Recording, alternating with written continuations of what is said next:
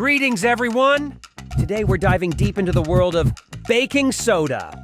Yes, you heard that right. That white powder you thought was only good for making cookies and pretending to be a scientist in middle school. Who knew that the same stuff that made your volcano erupt in 7th grade could also be the solution to, well, almost everything? Oh, really? All right, folks, let's take a little detour down memory lane. Ever wondered where this magical powder, baking soda, came from? No? Well, I'm going to tell you anyway, because history can be fun, or at least as fun as watching paint dry. But stick with me. This might just be the most exciting history lesson you've ever had.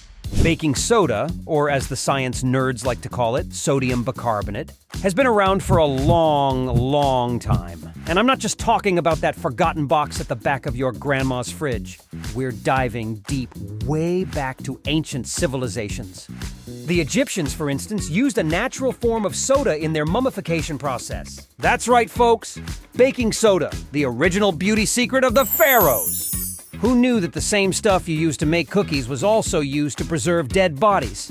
Talk about multi-purpose. But let's fast forward a bit to the 1800s. This was the era of big hair, big dresses, and apparently big discoveries in the world of baking soda. Two bakers from New York, John Dwight and Austin Church, started producing and selling the stuff. They didn't have fancy commercials or influencers promoting their product. No, they just had good old-fashioned baking soda, and it sold like hotcakes, or should I say freshly baked soda bread.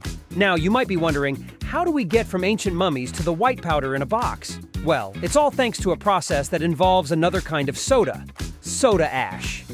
Soda ash is derived from the ashes of plants, and when it's processed with carbon dioxide, voila! You get baking soda! Science, right? But here's where it gets interesting. In the 1970s, some genius figured out how to produce soda ash synthetically using limestone, salt, and ammonia. So, instead of relying on plants, we now had a way to mass-produce baking soda.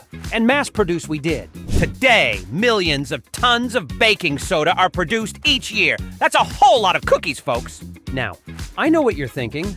Why do we need so much baking soda? Well, aside from its many uses, which we've already covered, baking soda is also eco-friendly. That's right, folks, it's the original green cleaner. Long before everyone was jumping on the eco-friendly bandwagon, baking soda was there, cleaning ovens, deodorizing carpets, and saving the planet one box at a time. So there you have it! From ancient mummies to modern-day eco-warriors, baking soda has been with us every step of the way. It's been used for everything from baking to cleaning to medicine.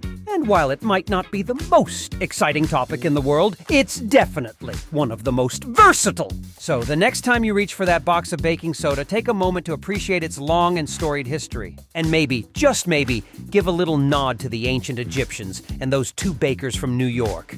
They might just be the reason your cookies taste so darn good. And now on to many uses for baking soda. First up, canker sores. You know those little ulcers in your mouth that feel like you've been bitten by a tiny vampire. Turns out, baking soda is here to save the day.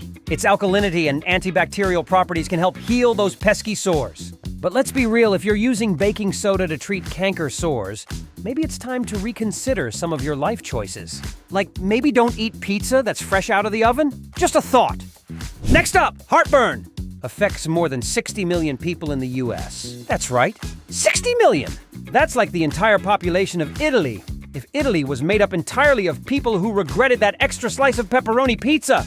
But fear not, baking soda, the unsung hero, is here again. Just a tablespoon of this magic powder can help reduce stomach acid. But remember, folks, if you're relying on baking soda to cure your heartburn, maybe lay off the spicy foods. Or, just accept that you're turning into a dragon. Now let's talk about that funky smell in your fridge. You open it up and bam! It's like a punch to the face from last week's leftover tuna salad. But guess what? Baking soda to the rescue. Just put some on a plate and it'll neutralize those nasty odors. Who knew that the solution to your smelly fridge was the same thing that makes your cookies rise? Science. Am I right?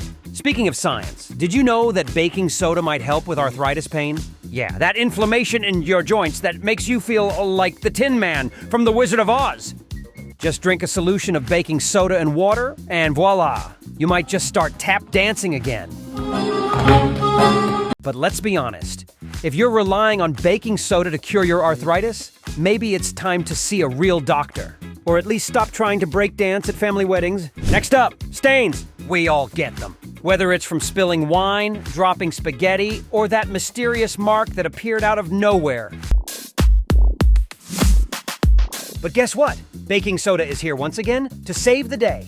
Just mix it with a bit of water and dish soap, and those stains will vanish faster than my motivation on a Monday morning. Now let's talk teeth. If you've been drinking too much coffee or red wine and your teeth are starting to look like corn kernels, your smile. Baking soda might just be your new best friend.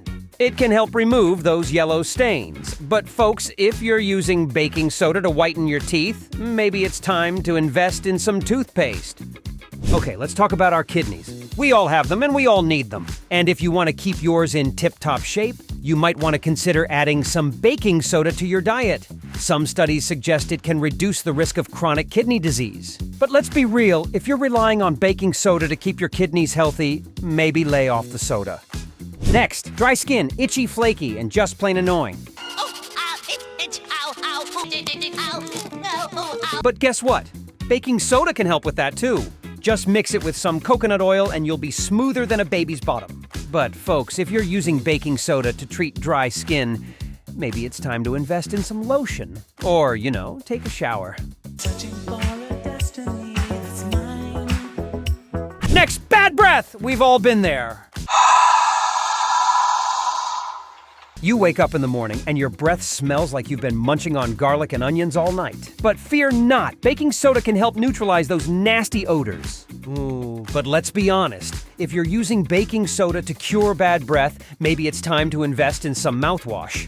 Next, insect bites! The bane of every summer BBQ. But guess what? Baking soda can help relieve the itch.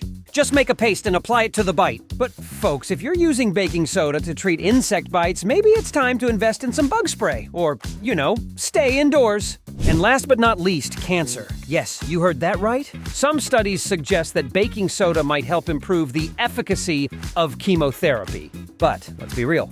If you're relying on thy baking soda to cure cancer, maybe it's time to see a real doctor. Or, stop reading fake news on the internet. Well, folks, that's all for today. Remember, baking soda might be a miracle cure for everything from canker sores to cancer. But maybe it's time to invest in some real medicine. Or, a brain. See you in the next video.